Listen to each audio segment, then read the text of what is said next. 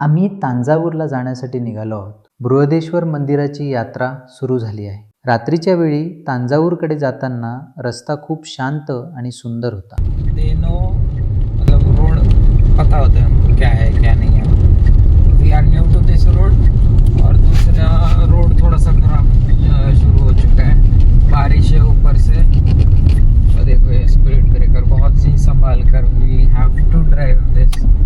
और ऊपर से यहाँ के पुलिस लोकल्स ने बहुत ही डेंजर बैरिकेड्स लगाए हैं.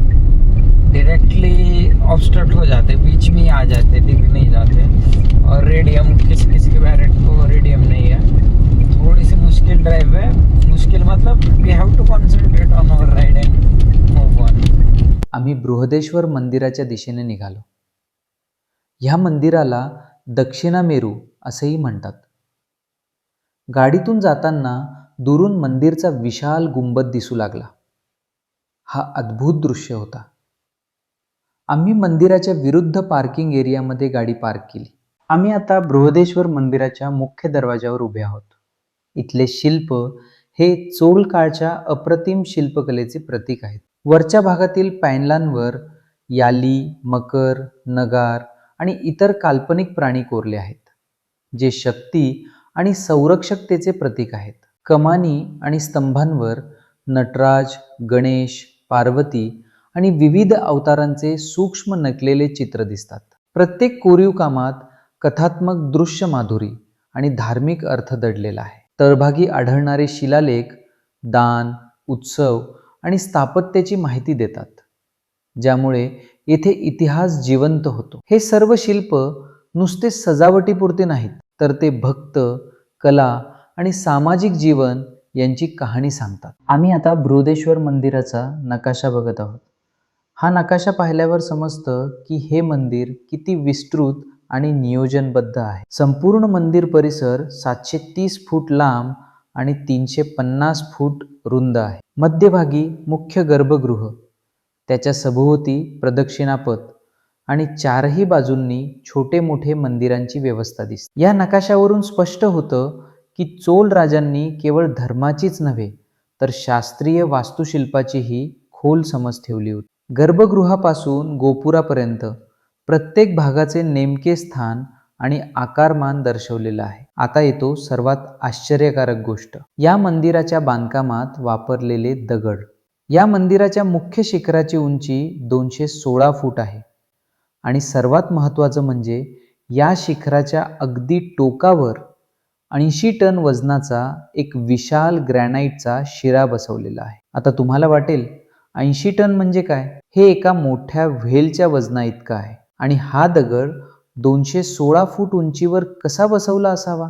पुरातत्व शास्त्रज्ञांचा असा अंदाज आहे की चोल कारागिरांनी मंदिरापासून 4 कोसांपर्यंत एक मोठा उतार बांधला होता. या रॅम्पच्या साहाय्याने हत्ती, बैल आणि शेकडो मजुरांची मदत घेऊन हा महाकाय दगड हळूहळू वरती नेला गेला असावा. ही कामगिरी त्या काळातील अभियांत्रिकी कौशल्याची साक्ष आहे. पण सर्वात आश्चर्याची गोष्ट म्हणजे ही संपूर्ण रचना इतकी परिपूर्ण आहे की 1000 वर्षांनंतरही एक दगडही हलला नाहीये. चोल वास्तुकारांनी गुरुत्वाकर्षण, संतुलन आणि सुरक्षितता या सगळ्या गोष्टींचा अचूक विचार केला होता. आम्ही आता बृहदेश्वर मंदिराच्या प्रवेशद्वारावर पोहोचलो आहोत.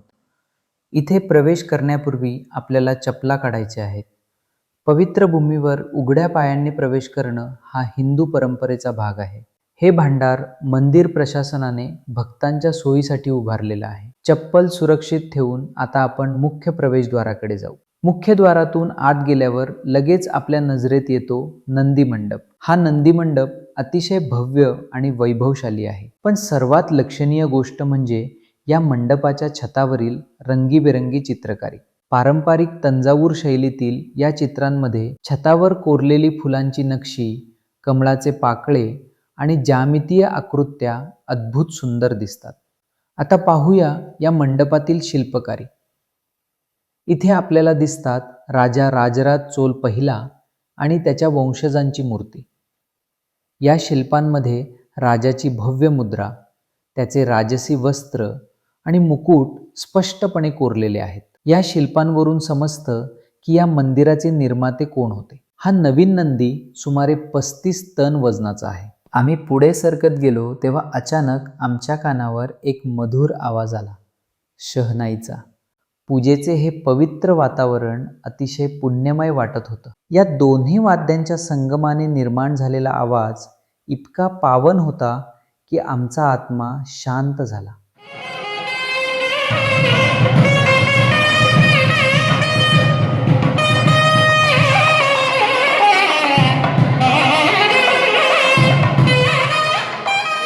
आम्ही समोर पाहिलं तर गर्भगृहाचे पडदे अजूनही बंद होते. शिवमहादेव दर्शनासाठी तयार होत होते. पडद्यांच्या आड महादेवाची स्नान, पूजा, अभिषेक आणि सजावट चालू होती. हे सुगम संगीत इतकं पवित्र वातावरणात वाजत होतं की आमच्यात सकारात्मक ऊर्जा संचारली. अचानक पडदे काढले गेले. त्या क्षणी जो अनुभव आला तो अवर्णनीय होता. शिवलिंगाचे तेजस्वी दर्शन सर्वांच्यात एक अद्भुत ऊर्जा संचारली. सगळेच भक्त आनंदाने भरून गेले. या चमत्कारिक शिवलिंगाचे दर्शन घेताच डोळ्यात आनंदाश्रू आले. महादेवाच्या तेजाने संपूर्ण गर्भगृह प्रकाशमान झाले होते.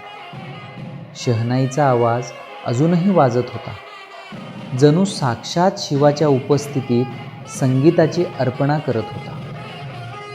हा दिव्य अनुभव कधीही विसरता येणार नाही. बृहदेश्वर मंदिरातील हे पुण्यक्षण आमच्या आत्म्यात कायमचे कोरले गेले. शिवमहादेवाच्या दिव्य दर्शनानंतर मन अतिशय प्रसन्न झालेले आहे. बाहेर येताच आमच्या नजरेत येतात मुख्य शिखरावरील भव्य शिल्पकलाकृती. पहा, या शिखराच्या प्रत्येक स्तरावर किती बारकाईने देवदेवतांची मूर्ती कोरलेली आहे. प्रत्येक मजल्यावर वेगवेगळे कलाकृती. कुठे नृत्य करणारे गण, कुठे वाद्य वाजवणारे देवदूत, तर कुठे ध्यानमग्न ऋषीमुनी. या शिल्पांची खासियत म्हणजे दिवसाच्या वेळेनुसार सूर्यप्रकाशामुळे त्यांचे वेगवेगळे छटा दिसतात. सकाळी सोनेरी, दुपारी तपकिरी आणि संध्याकाळी लालसर रंगात हे शिल्प जिवंत होतात. आता आम्ही मुख्य शिवमंदिराच्या डाव्या बाजूला येत आहोत. इथे आहे गणेश मंदिर, जे मराठा राजांनी बांधवले होते. हे मंदिर मुख्य चोल मंदिरापेक्षा काही शतकांनी नंतरचे आहे. 17वे आणि 18वे शतक दरम्यान मराठा राज्य दक्षिण भारतात विस्तारले होते. त्या काळी मराठा राजांनी तंजावूरवर राज्य केले. त्यांनी या पवित्र परिसरात गणपती बाप्पाचे हे सुंदर मंदिर बांधवले.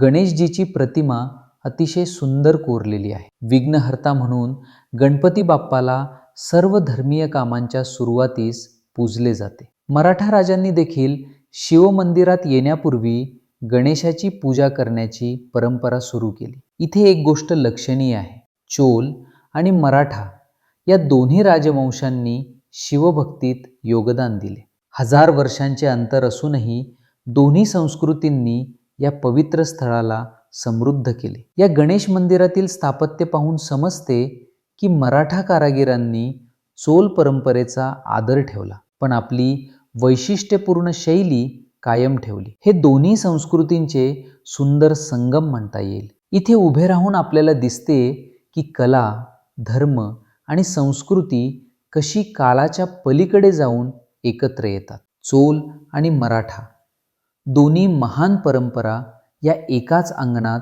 साकार झाल्या आहेत.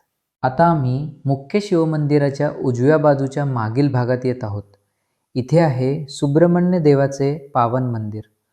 या मंदिरातील शिल्पकारी पाहून मनाला अतिशय शांती मिळते. देवाची प्रतिमा इतकी सुंदर कोरलेली आहे की डोळे भरून येतात.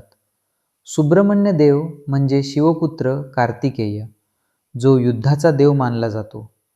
मोराच्या वाहनावर बसलेला हा देव अतिशय तेजस्वी दिसतो. दुर्दैवाने इथे फोटोग्राफी करण्यास परवानगी नाही, पण आम्ही मनापासून दर्शन घेतले आणि देवाचे आशीर्वाद घेऊन पुढे निघालो. या सुब्रह्मण्य मंदिरातील शिल्पांवर चोलकालीन कलाकुसरीचे उत्कृष्ट नमुने दिसतात. भिंतींवर कोरलेली देवदेवतांची मूर्ती आणि विविध कथांची दृश्य मन मोहून टाकतात. आता आम्ही संपूर्ण मंदिर परिसराचा शोध घेत पुढे जात आहोत. इथे एक विशेष गोष्ट आहे. या मंदिरात एका परदेशी व्यक्तीचे शिल्प कोरलेले आहे. हे अतिशय दुर्मिळ आणि आश्चर्यकारक आहे. ही कहाणी अशी आहे, राजराज चोल पहिल्याच्या काळात अनेक परदेशी व्यापारी आणि विद्वान भारतात आले होते. त्यापैकी एक चीनी प्रवासी होता, ज्याने या मंदिराच्या बांधकामात आर्थिक मदत केली होती. त्याच्या योगदानाची कृतज्ञता म्हणून राजाने त्याचे शिल्प या मंदिरात कोरवले.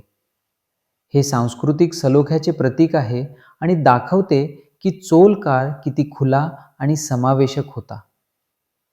आता आम्ही मुख्य मंदिराच्या उजव्या बाजूला येत आहोत. इथे आहे चंडिकेश्वरारचे मंदिर. चंडिकेश्वरार हे शिवाचे गण आहेत आणि या मंदिरातील शिल्पकारी अतिशय सुंदर आहे. इथे सर्वात महत्त्वाची गोष्ट म्हणजे दगडांवर कोरलेले जुने शिलालेख. हे शब्द इतके स्पष्ट आणि सुंदर कोरलेले आहेत की आजही ते अगदी सहजरित्या वाचता येतात. हे ग्रंथ संस्कृत आणि तमिळमध्ये लिहिलेले आहेत. आणि पहा, संपूर्ण मंदिर परिसराचा विटांनी मांडलेला आहे. हे अतिशय व्यावहारिक आहे. पावसाळ्यात चिखलाची अडचण होत नाही आणि उन्हाळ्यात देखील चालायला सोपे होते. या विटांची मांडणी इतकी सुंदर आहे की ती स्वतःच एक कलाकृती वाटते. हे विटाचे काम पाहून चोलकालीन नागरी नियोजनाची पातळी समजते. ते केवळ मंदिर बांधण्यातच नव्हे, तर त्याच्या सभोवतालच्या सोयीसुविधांच्या बाबतीतही अत्याधुनिक होते. आता आम्ही नंदी मंडपाच्या उजव्या बाजूला येत आहोत. इथे आहे अम्मन देवीचे मंदिर. या देवी मंदिरातील शिल्पकारी पाहून मन मुग्ध होते. देवीची प्रतिमा अतिशय सुंदर वस्त्रांनी सजवलेली आहे. रेशमी साडी, दागदागिने आणि फुलांचे हार यांनी देवी सुशोभित केली आहे. देवीचे रूप पाहून मातृशक्तीची अनुभूती होते. या मंदिरातील छतावरील चित्रकारी अजूनही उत्तम स्थितीत जपली गेली आहे. रंगीबेरंगी चित्र, कमराजाची पाकडं, मोराचे पंख आणि विविध देवदेवतांची आकृती स्पष्ट दिसतात. हे मंदिर भारतीय वास्तुकला, शिल्पकला आणि आध्यात्मिक परंपरेचे अमूल्य खजिना आहे. या दिव्य अनुभवासोबत आमची बृहदेश्वर मंदिराची यात्रा पूर्ण होते. हर हर महादेव. आम्ही आता तिरुमलै नायक राजवाड्यात पोहोचलो आहोत. हा राजवाडा तंजावूरच्या जवळच मदुरै शहरात स्थित आहे आणि दक्षिण भारतातील वास्तुकलेचा एक अनमोल खजिना आहे. तिरुमलै नायक राजवाड्याचा इतिहास सांगायचा झाला तर हा राजवाडा इसो 1636 मध्ये राजा तिरुमलै नायक यांनी बांधवला होता. तिरुमलै नायक हे मदुरै नायक वंशाचे शासक होते आणि कला व वास्तुकलेचे मोठे संरक्षक होते. जो राजवाडा आपण आज पाहतो आहोत तो मूळ राजवाड्याचा फक्त 1/4 भाग आहे. मूळ राजवाडा इथल्या चौपट मोठा होता. या भव्य राजवाड्याचा मोठा भाग नंतरच्या काळातील आक्रमणकर्त्यांनी आणि युद्धांमध्ये नष्ट केला. जे काही उरले आहे तेही पाहून आपल्याला कल्पना येते की मूळ राजवाडा किती भव्य असावा. छतावरील चित्रकारी, वाह काय सुंदर! छतावर कोरलेली नक्षी आणि रंगवलेली चित्रे पाहून डोळे भरून येतात.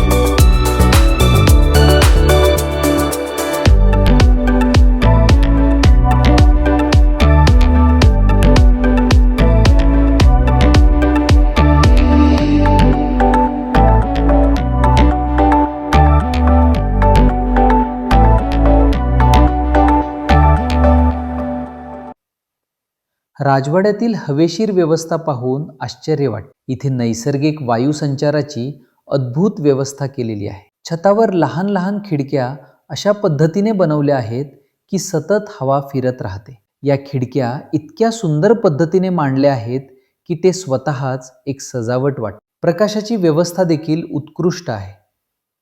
दिवसा कुठेही दिवा लावण्याची गरज पडत नाही. छताच्या रचना अशी आहे की सूर्यप्रकाश योग्य प्रमाणात आत येतो आणि उन्हाचा कडाकडून आवेग कमी होतो.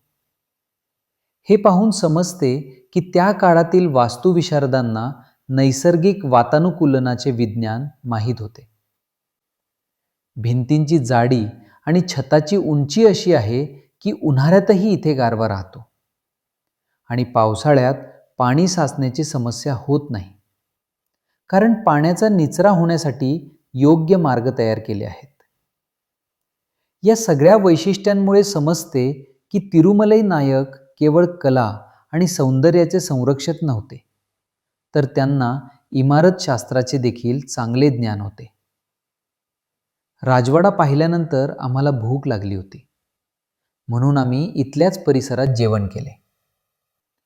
दक्षिण भारतीय पदार्थ सांभर, रसम आणि दही यांचा स्वाद अतुलनीय होता. नारळाचे तेल वापरून बनवलेले पदार्थ आणि करीपत्त्याची सुगंध मनमोहक होती. जेवणानंतर आम्ही तंजावूर भागाचा शोध पूर्ण केला. बृहदेश्वर मंदिरापासून सुरुवात करून तिरुमलई नायक राजवाड्यापर्यंत हा प्रवास अविस्मरणीय ठरला. तंजावूरमधला आमचा प्रवास इथे संपतो आणि आता आम्ही कन्याकुमारीच्या दिशेने निघत आहोत.